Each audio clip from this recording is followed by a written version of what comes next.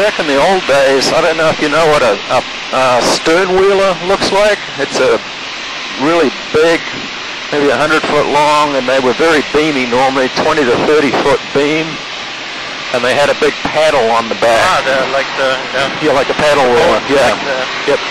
Paddle wheelers, there's two types. There's one that they call a stern wheeler, where the paddle is at the back of the boat, and then they had paddle wheelers where the paddles were about midway on either side.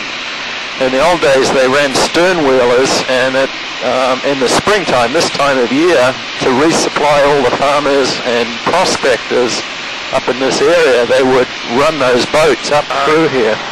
And of course, when they'd come to a rapid, they couldn't paddle up through it, so they had anchor points set in the rocks, and they'd winch the boats up through the rapids, and then paddle on up to the next rapid, and then tie it off and pull it up through the rapid, and they'd get... I'll show you how far they used to come up here. It's pretty amazing that they'd do that. But they don't do it anymore. No, there's nobody living up here anymore. In the old days, there were hundreds, if not thousands, of prospectors looking for minerals all through this area. In fact, some of them are easy to see, some are not so easy. All the hillsides around here are dotted with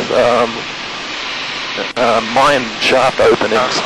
Normally you'll see them, you maybe won't see the hole so much as the tailings, all the rock that they pulled out of the hole. And so quite often you can see the tailing piles.